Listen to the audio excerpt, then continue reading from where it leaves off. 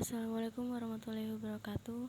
Jadi di sini saya akan menjelaskan tentang Extended Access List dan juga bagaimana konfigurasinya.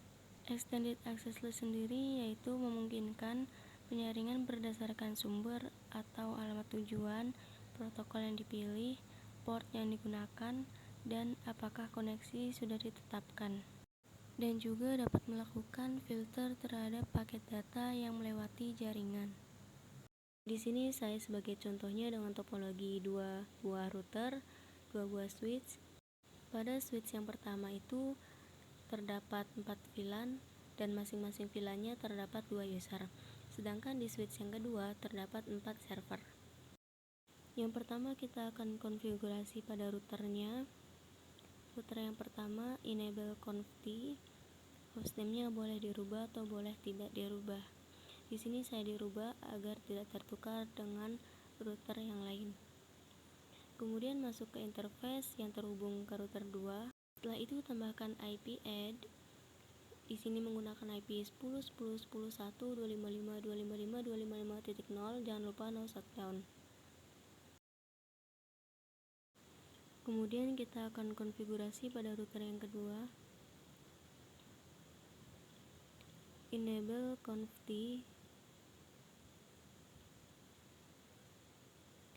lalu hostname-nya dirubah menjadi R2 atau router 2, lalu masuk ke interface yang terhubung ke router 1 dan masukkan IP address yang satu network dengan router 1. Jangan lupa untuk no shutdown. Setelah itu kita akan konfigurasi pada switch yang pertama dengan hostname-nya SW1, lalu masuk ke interface yang terhubung ke router 1 dengan mode terang. Setelah itu kita membuat VLAN-nya. Yang pertama di sini setting VLAN 10, masuk ke interface yang terhubung ke user client VLAN 10 dengan mode akses dan switch port akses VLAN 10. Setelah itu kita juga buat VLAN 20 dengan interface disesuaikan yang terhubung ke user VLAN-nya dengan mode akses dan juga switch akses VLAN 10 dan disesuaikan VLAN 30 dan juga VLAN 40.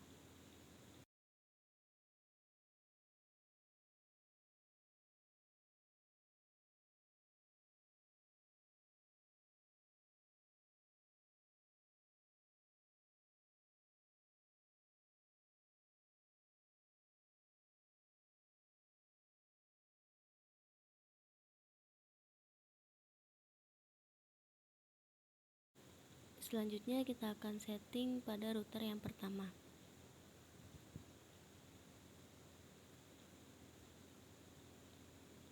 Masuk ke interface yang terhubung ke switch, lalu titik nomor VLAN-nya, kemudian encapsulation.1key nomor VLAN-nya. Kemudian masukkan IP gateway VLAN 10. Jangan lupa untuk memasukkan subnet mask-nya. Setelah itu kita juga akan setting pada interface VLAN 20, 30 dan juga VLAN 40. Kurang lebih konfigurasinya sama, hanya dibedakan untuk nomor VLAN-nya saja dan juga IP gateway-nya.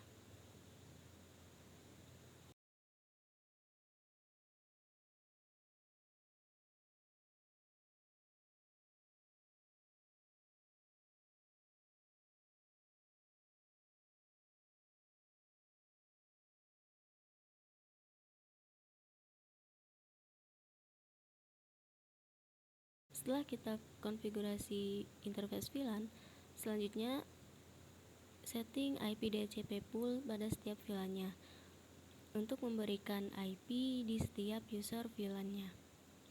Dengan perintah IP DHCP pool, yang pertama VLAN 10. Setelah itu masukkan IP network VLAN 10 dengan IP 192.168.10.0 dan jangan lupa untuk memasukkan subnet mask-nya. Kemudian default routernya atau default gateway-nya di sini 10.1.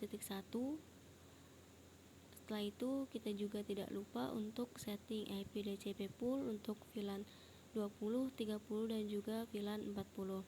Hanya yang membedakan adalah IP network dan juga default routernya. Sesuaikan dengan IP yang sudah kita setting.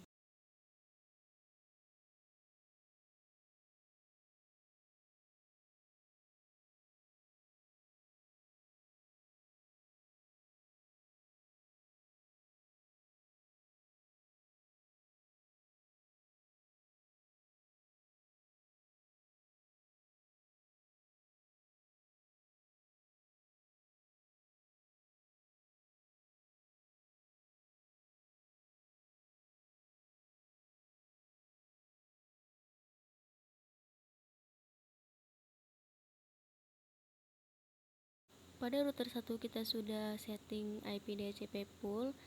Selanjutnya kita akan mengecek atau memberikan IP pada setiap usernya, benar atau tidaknya, atau mendapatkan IP DHCP atau belum.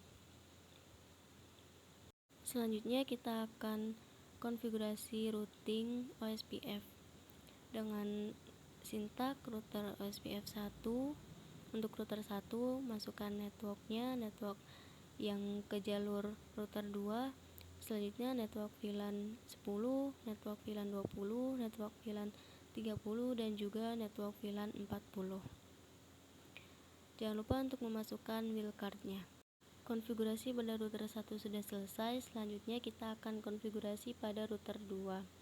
Enable conft, lalu setting routing untuk OSPF 2, masukkan network yang ke jalur router 1 dan juga yang ke jalur server.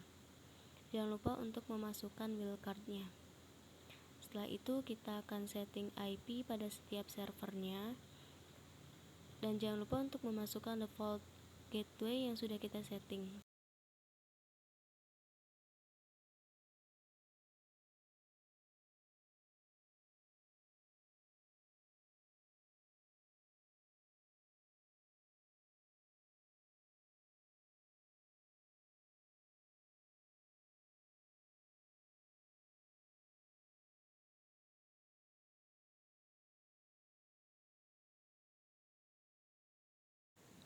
Jangan lupa untuk memberikan IP gateway untuk jalur ke PC dan juga server. Selanjutnya kita akan konfigurasi extended access list dengan 4 kasus. Kita akan konfigurasi pada router yang pertama, enable conft. Setelah itu masuk ke kasus yang pertama, yaitu blok semua HTTP ke semua server dengan perintah access list 100 atau nomor access extended access listnya.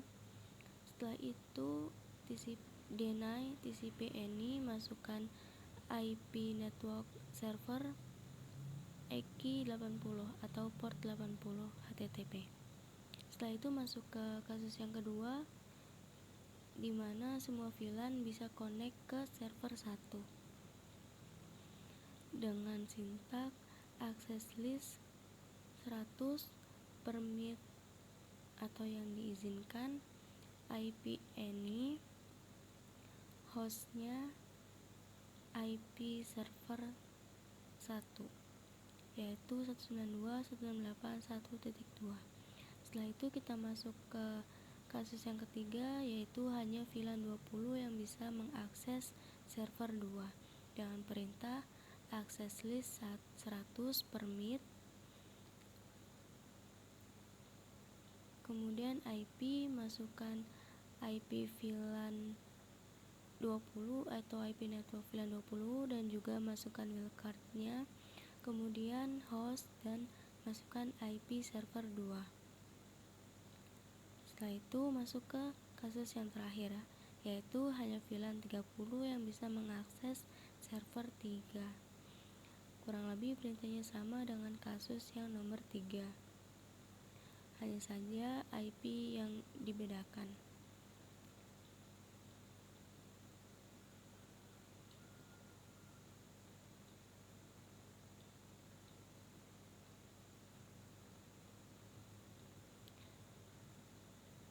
Oke, konfigurasi semua kasusnya sudah selesai.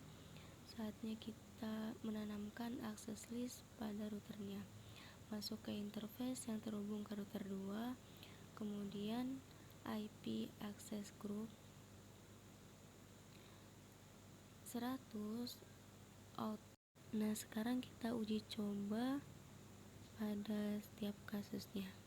Yang pertama, kita uji coba untuk kasus yang pertama, di mana blok semua HTTP ke semua server.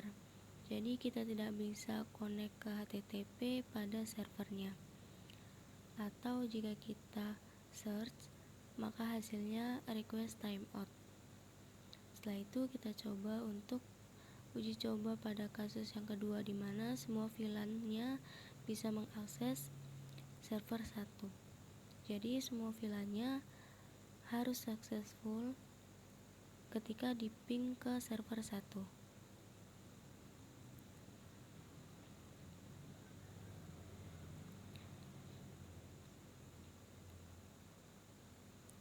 Oke, selanjutnya kita uji coba pada kasus yang ketiga, di mana hanya VLAN 20 yang bisa mengakses server 2. Jadi VLAN 20 ini ketika di ping ke server 2 maka hasilnya successful, tetapi jika VLAN lain ping ke server 2 maka hasilnya violent.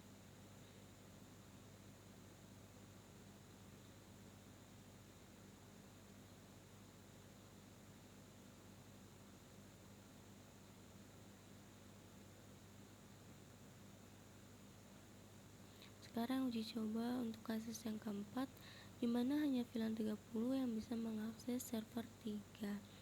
Jadi selain VLAN 30 tidak bisa connect atau tidak successful ketika di ping ke server 3.